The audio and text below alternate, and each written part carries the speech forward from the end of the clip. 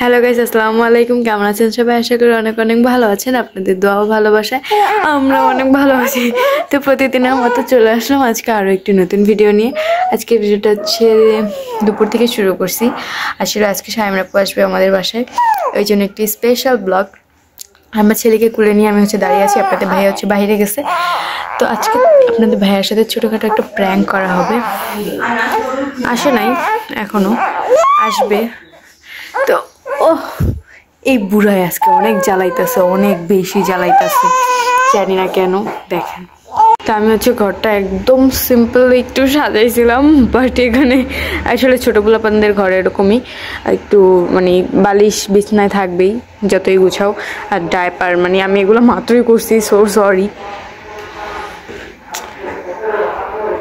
যাক, এগুলো পাদা না করি। আর এখানে এই যে আমি এটা হচ্ছে আমার বেবির প্যাম্পাসের একটা বক্স বানাইছি। তারপর এখানে তেল ছিল, তেল আছে, সাবান, শ্যাম্পু, লোশন, পাউডার, মলম। ওর হচ্ছে অ্যালার্জি সমস্যা, ওই জন্য হচ্ছে আমি ওকে মলম টলম যা আছে ওখানে রেখে দিই। অ্যান্ড বেসিক্যালি এখানে হচ্ছে ওর ওষুধের সেকশন। এই যে দেখুন, সব ধরনের ওষুধ প্লাস মলম, ড্রপার, আমার কিছু ওষুধ ওর জন্যই।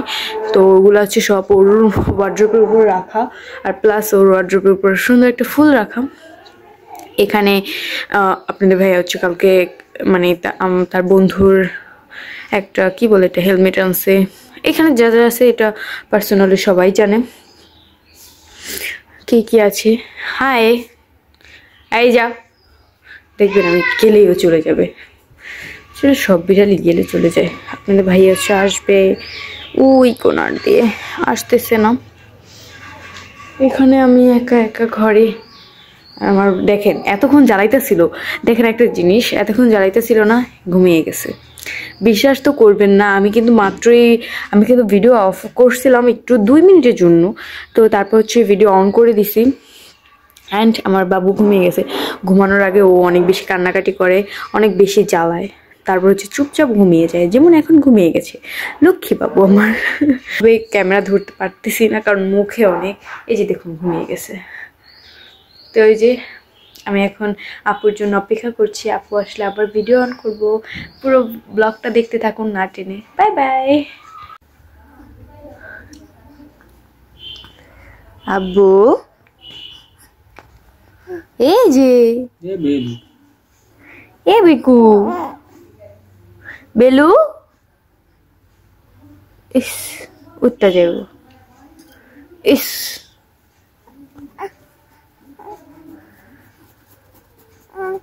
Hey Bikuzuna, what is this ringtone? Hey Biku, না বালিশ নাও। হ্যাঁ কি, এই যে তোমার বউ হয়েছে, তোমার বউ হয়েছে, আনো না।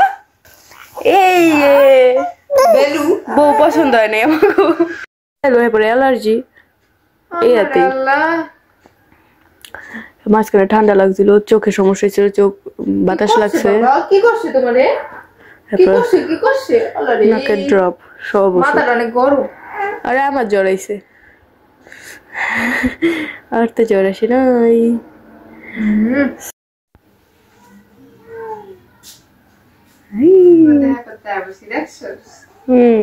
তুই তো অনেক গোসা করে দিছিস, তারপর দেখতে এলাম না, আমি অসুস্থ ছিলাম, খবর নেই।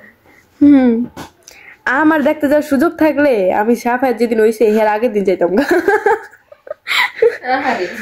আমার তো দেখতে যাওয়ার সুযোগ ছিল না। মাথাটা কি গরম গো। জামাটা চিনতে পারছো? মাত্র পরেছি তুমি আসার নাম শুনে। তাই নাকি? হ্যাঁ। ও বাবা, বাবার গলাটা খালি, বাবার গলাটা খালি, বাবার গলাটা দি খালি। ও মাই গড, আমি তো গরিব মানুষ। বোধা গরিব নেই, আল্লাহ রে, আমি জন্মের গরিব। তোর মতো গরিব এই জিন্দগিতে কেউ আছে? এই ভরা বাংলায় কেউ আছে তোর মতো গরিব?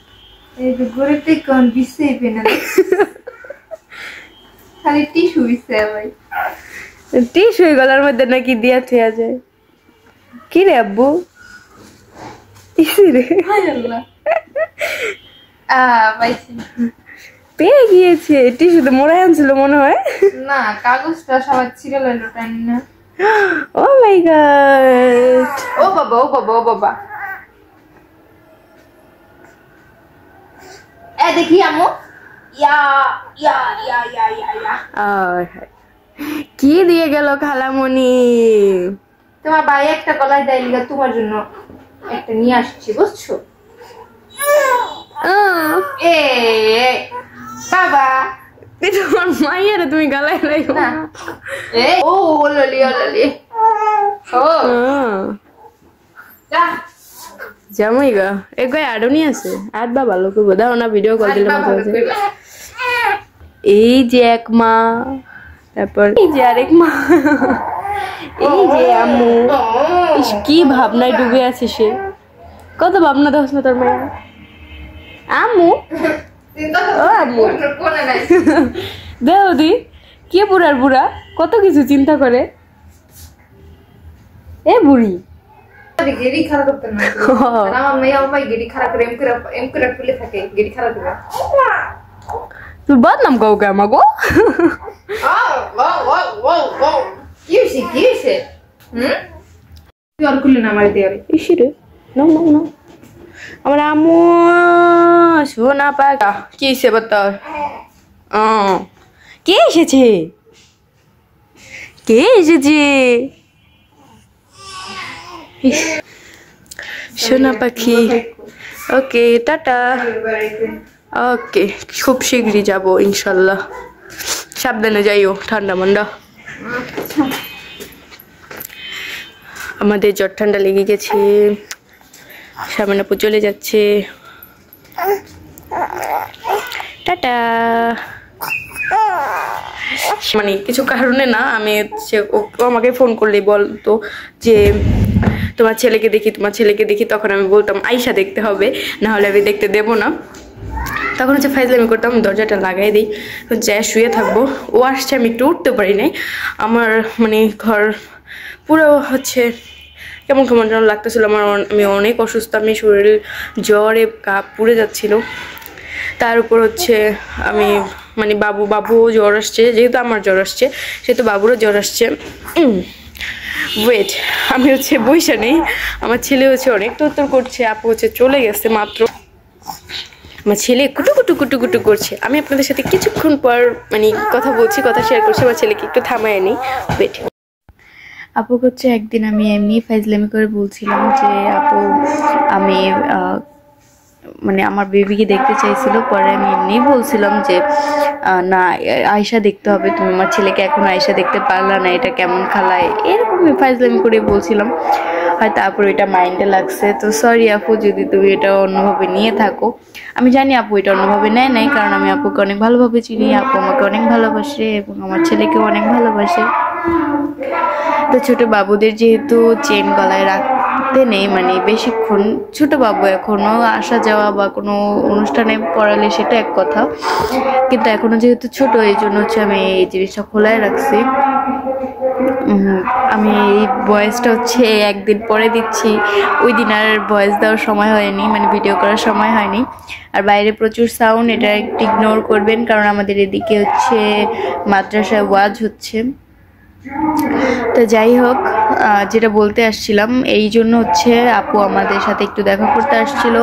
অ্যান্ড বাবু হওয়ার পর আমাদের বাসায় এখনও আপু আসে নাই, 3 মাস প্লাস এরকম, আরও বেশি সময় হবে আপু আমাদের বাসায় আসে না। আপু আমাদের এই বাসায় মনে হয় একবার আসছিল, তেমন একটা আসা হয় না আপুর।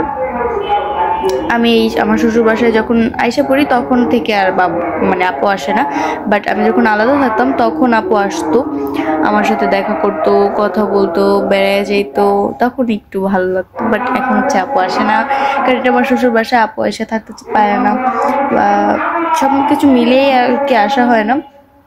আমি যাবো আর কিছুদিন পর আপুদের বাসায়, তখন অনেক ব্লগ হবে, অনেক ভিডিও হবে, অনেক মজা হবে। তো যাই হোক, ভিডিওটা এই পর্যন্তই। সবাই ভালো থাকবেন, সুস্থ থাকবেন, আমার জন্য অবশ্যই দোয়া করবেন। আল্লাহ হাফেজ।